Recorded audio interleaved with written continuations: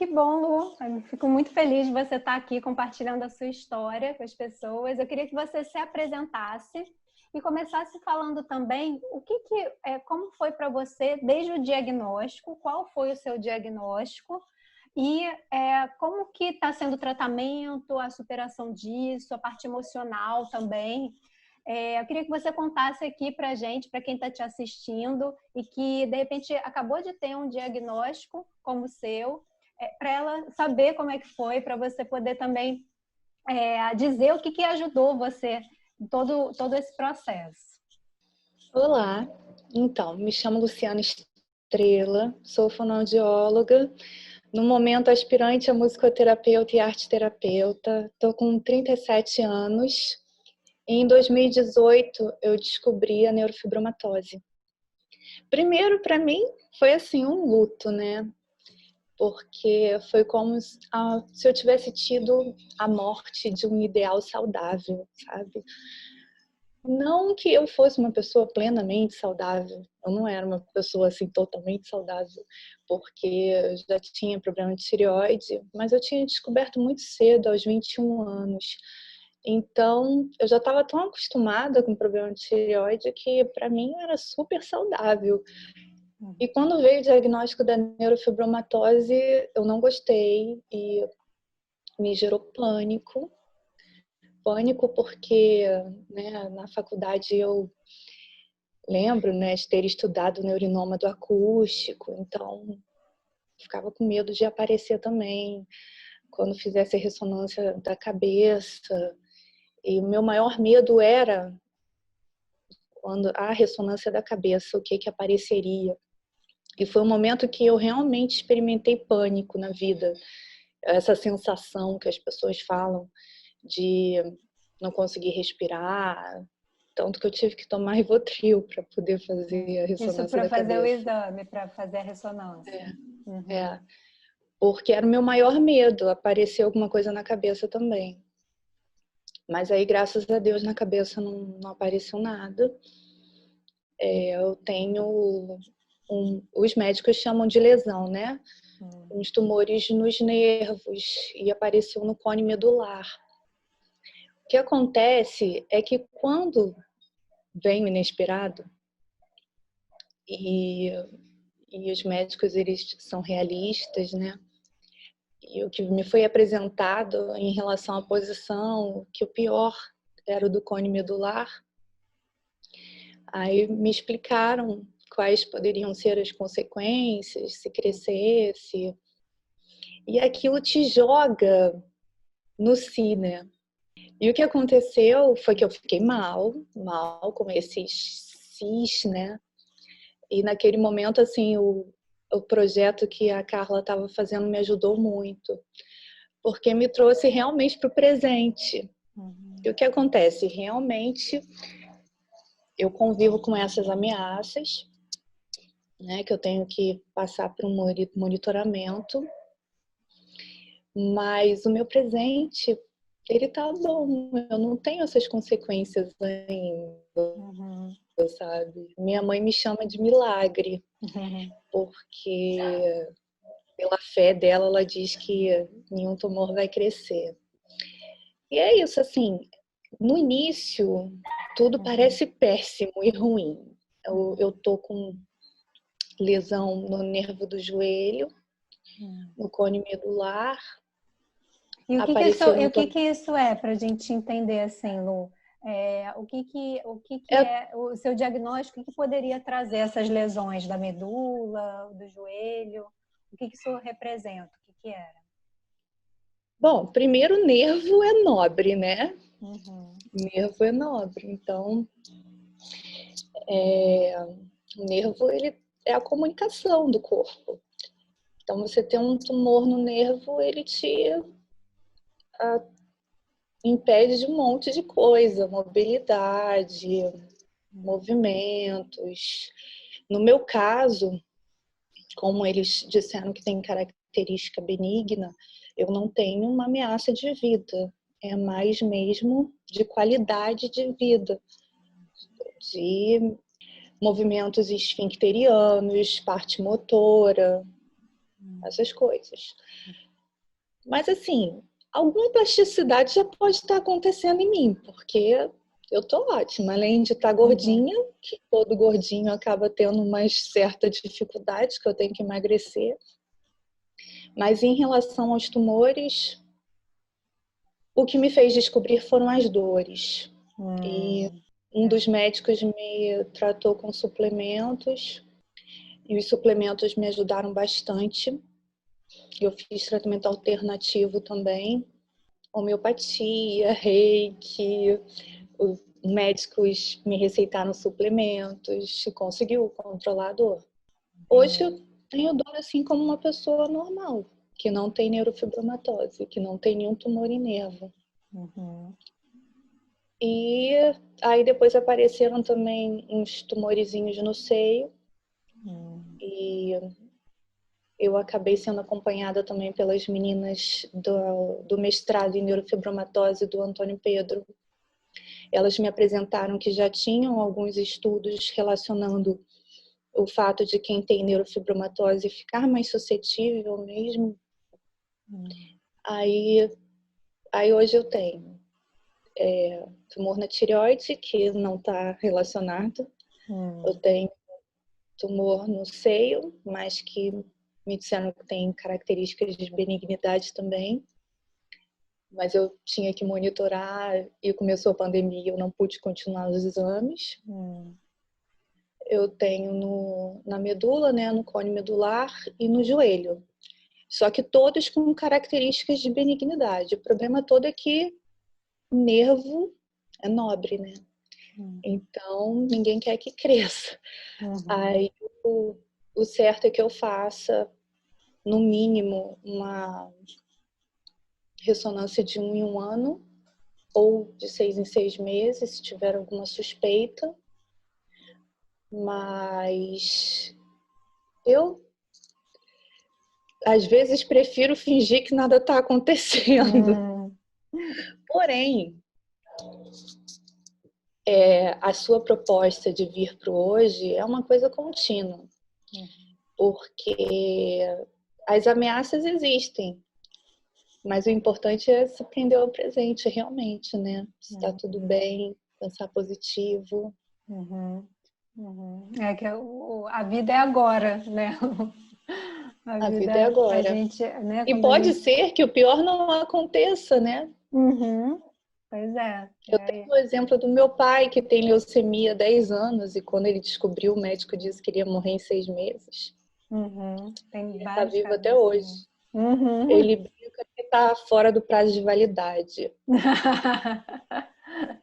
E é isso, apesar de eu ter, né, esses tumores nos nervos, pode ser que eles fiquem do mesmo tamanho e nada aconteça.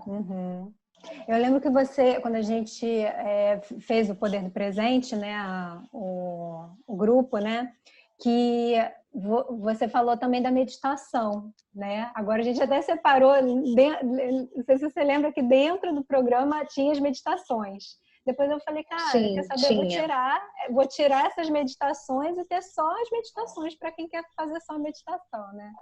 E eu lembro que você falou que um dos neurologistas tinha falado que a meditação ajuda muito também, né?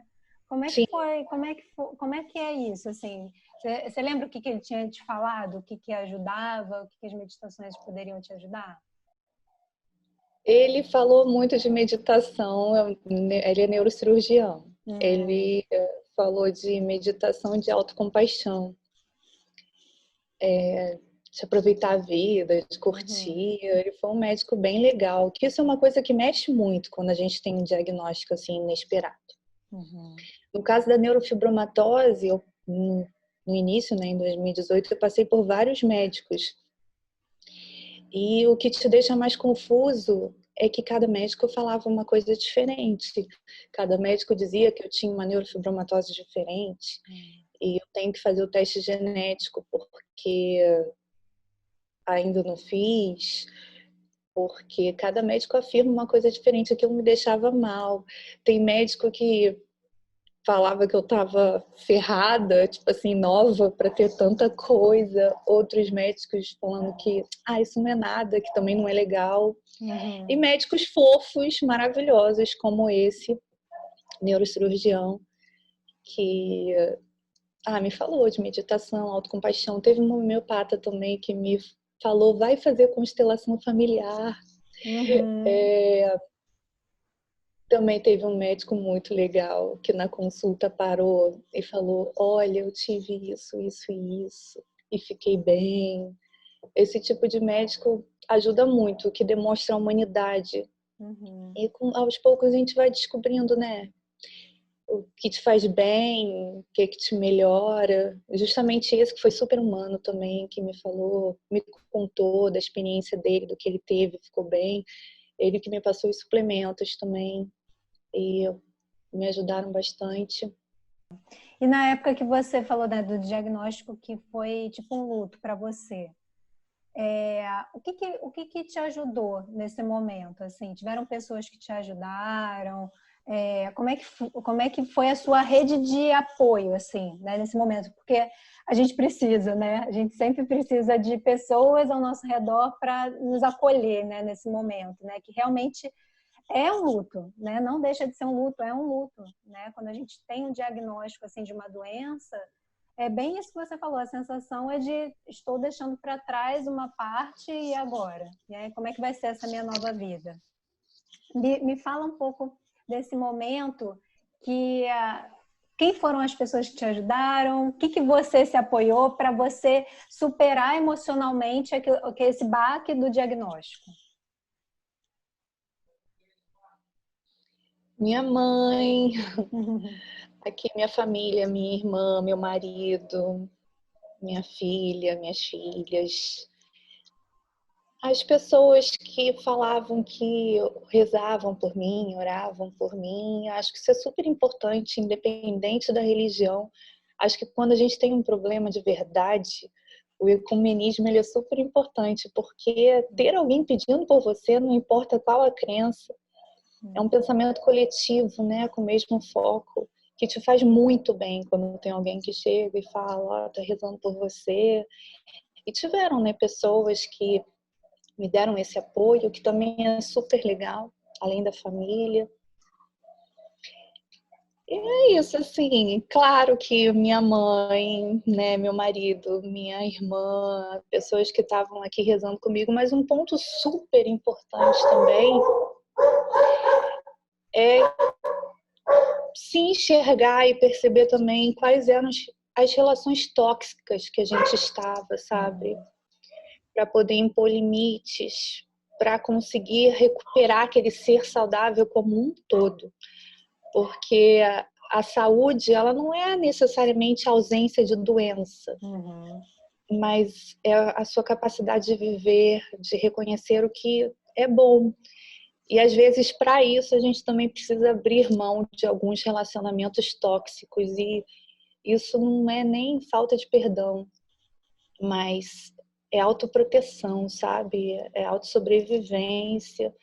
Então, eu acho que com o diagnóstico também eu aprendi que limites são necessários, a abrir mão de tentar certas coisas, sabe? É isso, limites também são muito importantes para a saúde da gente. Muito bom.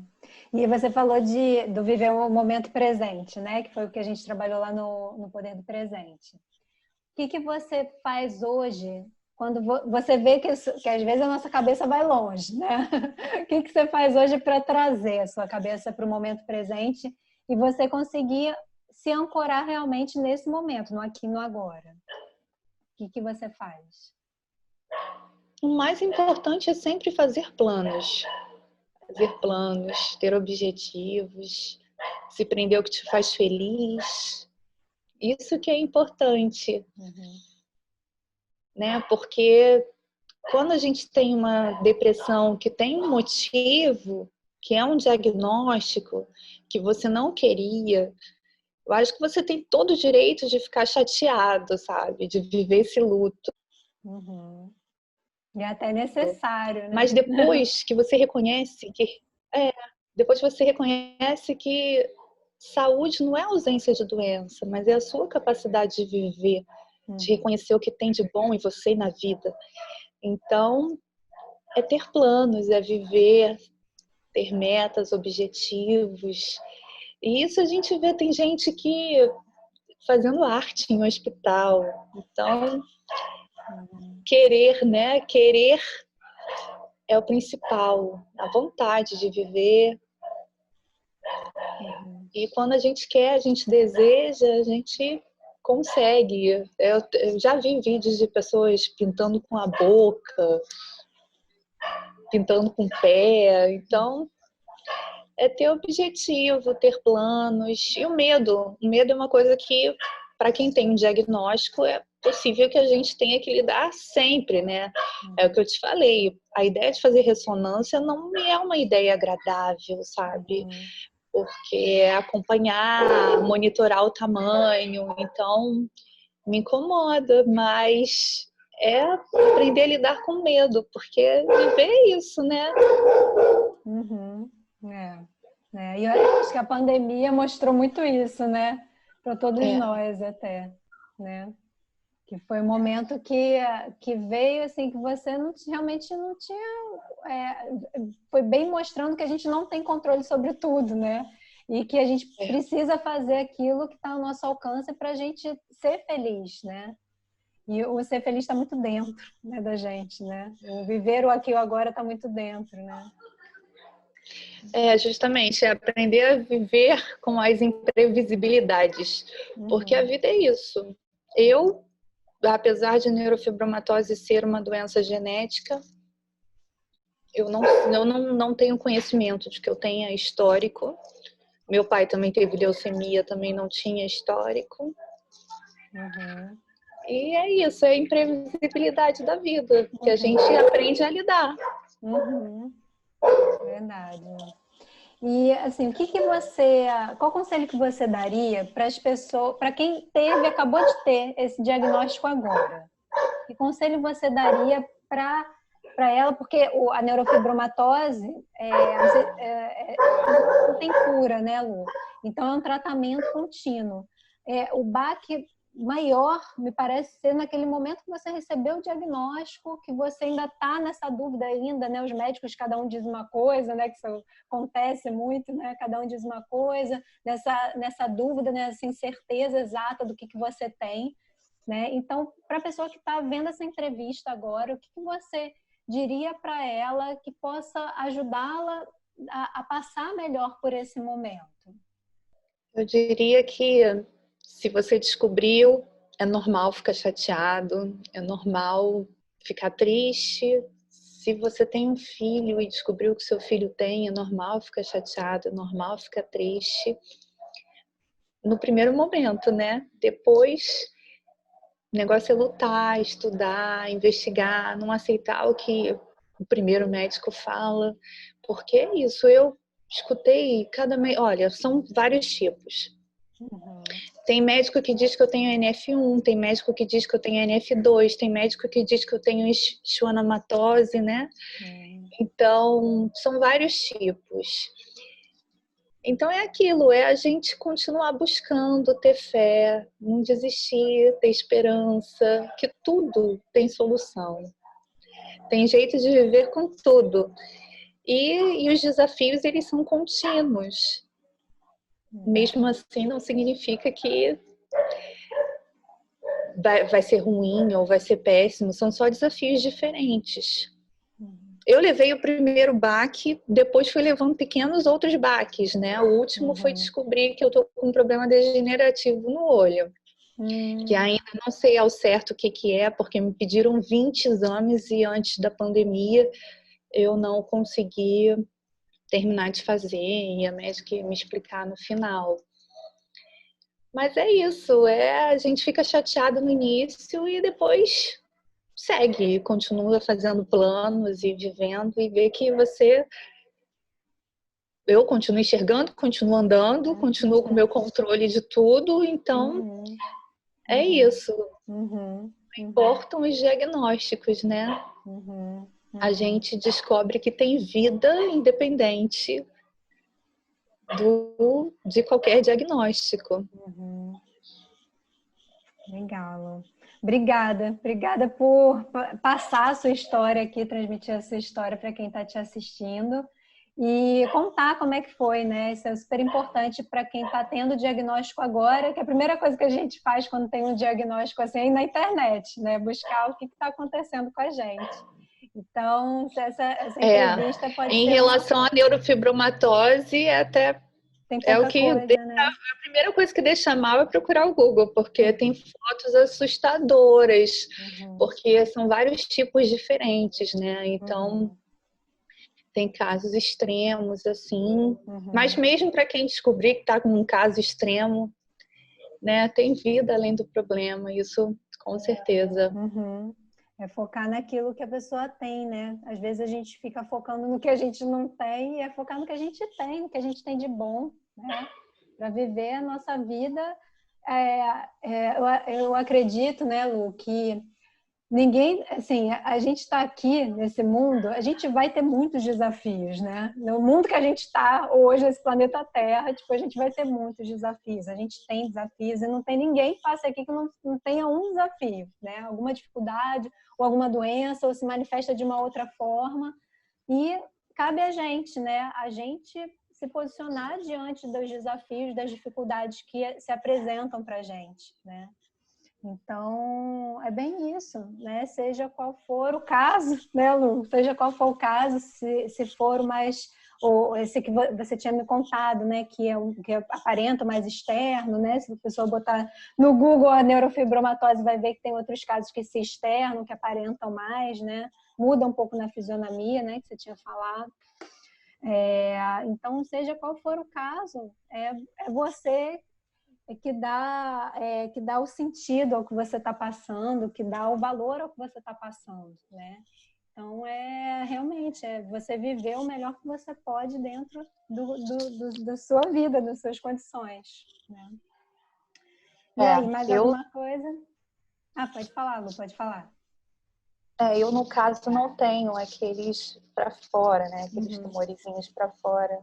Mas é legal falar, assim, para a gente não ter preconceito, né? Com nada que a gente vê na rua ou com ninguém, porque apesar, eu escutei, né, li também que esse não tem malignidade, porém eles sofrem muito preconceito. Preconceito, então, né? O respeito, né, ao diferente, do que você não conhece, ler antes de rejeitar, respeitar, né, o outro, a dor do outro. Com certeza. Isso aí. Então tá, Lu, obrigada mesmo.